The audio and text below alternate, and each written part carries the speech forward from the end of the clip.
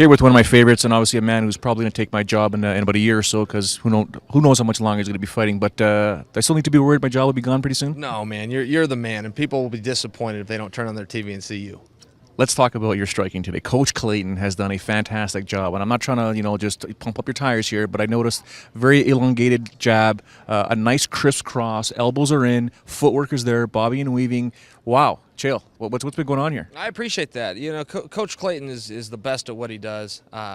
He's a very humble guy. Floyd Mayweather Sr. only lost 4 fights, and one of them was to Clayton. He'll never mention that, but I'll tell you myself. He's great, but as good as he was an athlete, he's a much better coach, and he's a constant motivator. I'm a coach myself. He's someone I really emulate myself around, and I appreciate you noticing. You got a good eye for skills. I noticed your focus. You're very intense and very focused. You were sweating all over the place, but when that voice started just slowly coming across the mat there, you were immediately triggered to doing whatever he asked you to do. Yeah, I'm definitely zoned in on him. He doesn't speak much louder than that when the arena's packed and full, but I can pick him out of a crowd, and I trust him completely. If he asks me to do something, I do it. Is this the byproduct of the Plan C that you're speaking about, taking on a guy like Rashad Evans on Saturday night? Well, there's a lot of skills that I've worked on. I had my first fight in 1997. I think I date back further than any relevant fighter that's in the company right now. And I was always getting ready to fight Rashad Evans from day one. I was, what happens if I ever run into a wrestler? And that's where all the skill building went from. So. Rashad says I'm not focused on this fight, and I think he might be right. I don't know that I am completely focused, but I have been planning for this since 1997. Why would he say that? Well, I'm working a lot, and I got the Vanderlei fight coming up, and Vanderlei's been a distraction from this fight, and I think he picked up on that. I don't know that he was wrong, but again, I've been at this a long time, and when it's time to fight, I will. In terms of getting the news, there's a great story about how you got the news that you and Rashad were fighting. Can you share that? Yeah, I was working with Rashad. We're in Indianapolis. It was Condon Catman 2. We're sitting side by side, and I get a text from Dana. And he says, hey, I need to talk to you. I want to announce your next fight tonight. And I wrote him back, and I said, well, if it's a 205 and it's not Rashad, I'm in. Just announce it. And he writes back, it is Rashad. That's all he says. So we're on a commercial break, and I just hold the phone up to Rashad, and he reads the whole thing. And eventually I've got to do a toss to him, which is TV talk for I'm looking this way, he's over here. And when I get ready to throw to him, I look to him. And when I look at him, I can see him sizing me up. And for the rest of the show, when he threw to me, I could sense myself sizing him up. So, it's just one of those things. It's competition. We're both leaders within the locker rooms here, and we're not going to send a message to the younger guys that it's okay to pick your fights. It's not. You got to fight. You got to fight the best fights. You got to fight who the fans want. And you got to fight who the company asks you to fight. There hasn't been much, like you said, perhaps Vanderlei is the distraction. It hasn't been your typical pre-fight Chael leading up to this because, for a guy in television or radio, myself, I love it when Chael Sonnen goes off. There hasn't been Chael Sonnen's or isms in this fight here. Is it easier for you to be just this relaxed and focus on the fight at hand and not worry about just saying things in the media? I don't know if it's easy or not. I enjoy it. I enjoy performing a little bit for the camera. I enjoy entertaining and when people are entertained, but I'm not a trash talker. I'm a truth talker, and if I see it, I'll say it, and if I don't see it, I won't say it. And that was actually some advice I got from Joe Rogan one time, who I consider a very good commentator, and that's just the way it is. Rashad's an excellent fighter. He's a world champion. He's got the second best record in the UFC for many meaningful fighters, 23 wins and only 3 losses, and I really think he'll be in the Hall of Fame someday. At the same time, I'm going to compete and do everything I can to beat him on Saturday night. What is your perfect fight against Rashad on Saturday night? Do you have one, or is it just let the cards fall where they may? Yeah, a perfect fight is, you throw a punch with your eyes closed and it lands and he falls down. But I think a likely scenario is just a really hard match. I think it's going to be very hard and likely go all 15 minutes. I think we're going to be all over the place. I think he's going to take me down. I think I'm going to take him down. I don't think either of us is going to hold the other one down. And there's going to be a lot of punches and kicks in the process. I'll get to Vanderlei Silva in a moment. Walk me through what went through your mind when you saw Vitor Belfort and Dan Henderson in that rematch and how it ended. I was really surprised, and I was really impressed. I trained with Dan, for that whole camp, and he truly has never felt more ready. I trained with him before the first time he fought Vitor, and I can tell you he's a lot better now than the first time. And he didn't have that hard of a fight with Vitor. He walked right over Vitor the first time.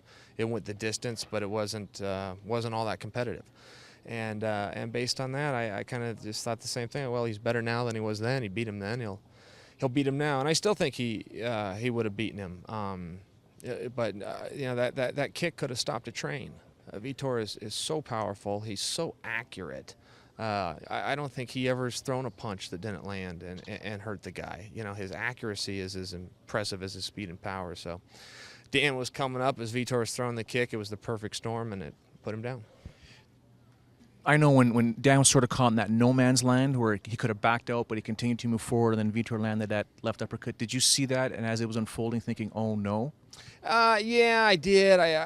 But I saw it on the replay as well. Everything's clear in hindsight, and that's what makes Dan so great is he goes for those shots, and Dan's powerful and accurate too.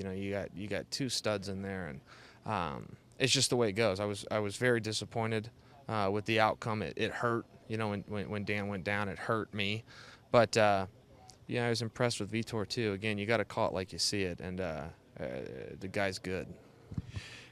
You've been in there with John Jones. You've been in there with Anderson Silva. Yet you say George St. Pierre is the greatest fighter you've ever seen. Yeah, that's correct. Why?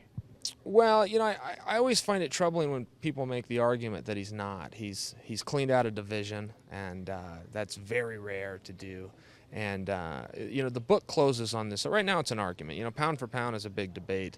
But the book gets closed Saturday night. If George beats Johnny Hendricks, the argument is over. I think we can all agree that Johnny is far and away the number one contender.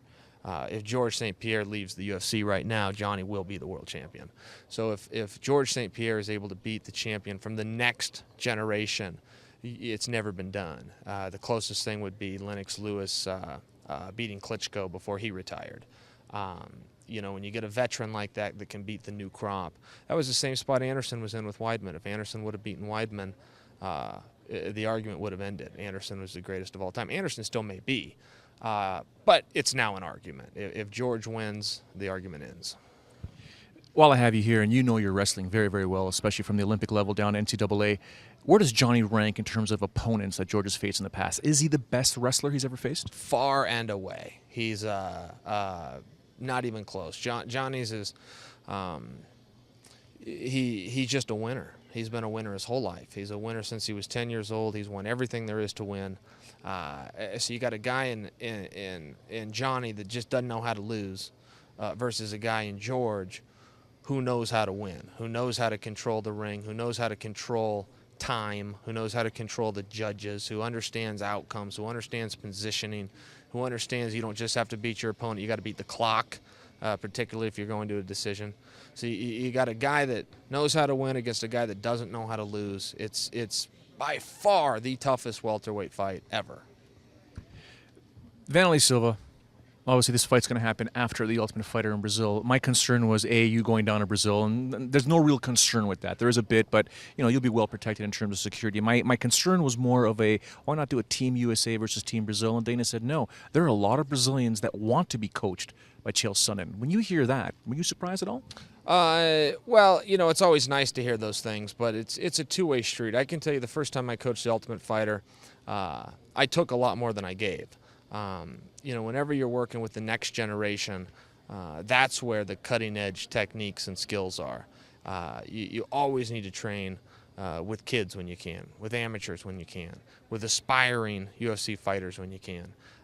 That's where the next level and the next generation of technique and mentality is coming from.